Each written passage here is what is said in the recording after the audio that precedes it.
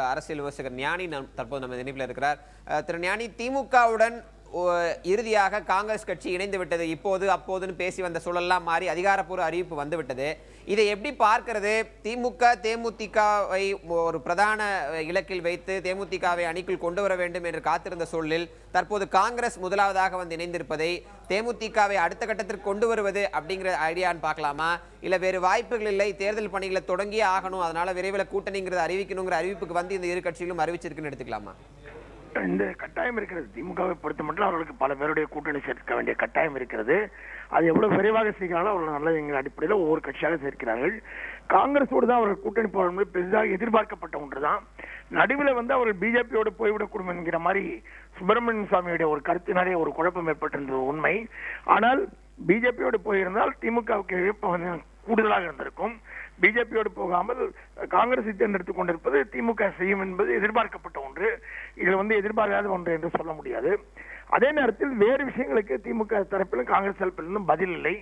என்னவென்றால் 3 ஆண்டுகளுக்கு முன்னால் என்ன காரணங்களுக்காக திமுக காங்கிரஸ் கூட்டணி அவர்கள் முறித்துக் கொண்டார்களோ அந்த காரணங்கள் இப்போது மாறிவிட்டனவா என்பது அடிப்படையான கேள்வி.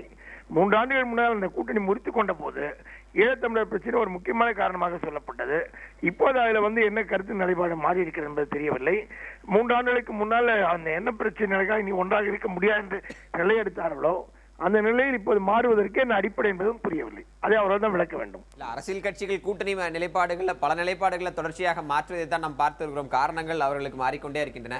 அதை தாண்டி முக்கியமான கேள்வி, இந்த முறைதான் திமுக அதிமுக அந்த இரு கட்சிகளுக்கு மாற்று அப்படிங்கிற கோஷம் தொடர்ச்சியாக ஒழிக்கப்பட்டு வந்தது. அது ஒரு பல இடங்களில் மக்கள் நல கூட்டணி இல்லை வேறு இடங்களில் பாமக தனித்து போட்டுன்னு ஒரு ஃபார்முக்கு வந்திருந்துச்சு. ஆனால் தேர்தல் நெருங்க இது மறுபடியும் நேரோ டவுன் ஆகி திமுக தலைமையில் ஒரு அணி அதிமுக தலைமையில் ஒரு அணி என்று போய்விடுவதற்கான வாய்ப்பு இருக்கு அப்படின்னு அரசியல் பார்வையாளர்கள் சொல்றாங்க.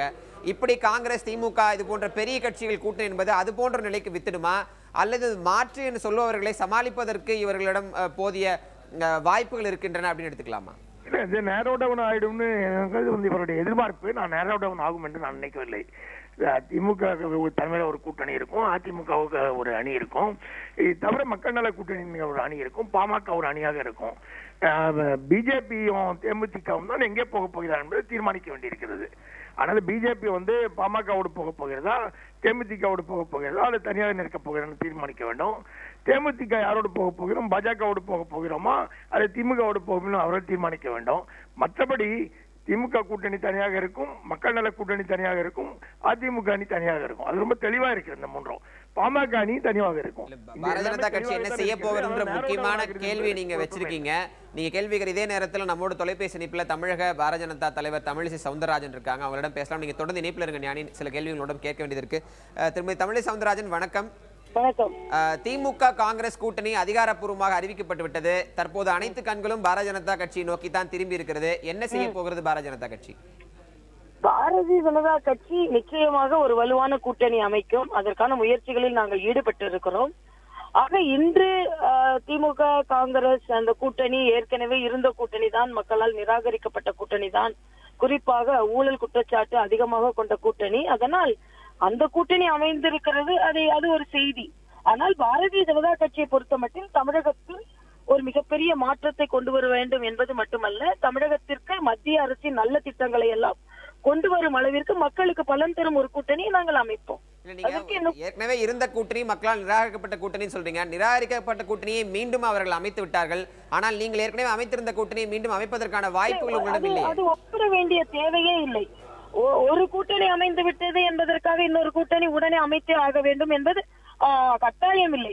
அரசியலில் அதற்கென்று ஒரு கால அவகாசம் இருக்கிறது, அவரவர்களுக்கு என்று ஒரு கால நேரம் இருக்கிறது. அதனால் எங்களுக்கு கால நேரம் இருக்கிறது. ஆக ஏதோ உடனே அமைத்து விட்டால் ஏதோ வெற்றிகரமான கூட்டணி என்று சொல்லிவிட முடியாது. எங்களுக்கு இன்னும் பேச வேண்டியது அதிகமாக இருக்கிறது. நாங்கள் பேசி நாங்கள் கூட்டணியை அமைப்போம்.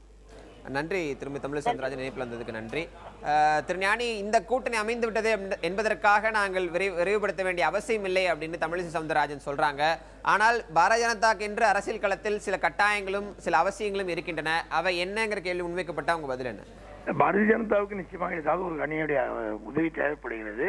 ஆனால் அவர்களுக்கு இருக்கிற ஒரே பலம் என்பது மத்தியில் இன்னும் ஆட்சியில் இருக்கிறார் என்பது அவர்களுக்கு இருக்கிற சாதகமான விஷயம். எனவே அவர்களை அந்த காரணத்துக்காக சார்ந்து செல்வதற்கு சிலர் விரும்பக்கூடும். அப்படி பார்க்கிற போது பாமக தேமுதிக 2 பேரையுமே அவர்கள் தங்கள் பக்கம் இழுப்பதற்கு முயற்சிக்கக்கூடும். அதுல எந்த அளவு வெற்றி பெறார் என்பது வேறு விஷயம். ஆனா அதுதான் அவர்களுக்கு எஞ்சி இருக்கக்கூடிய ஒரே முயற்சி.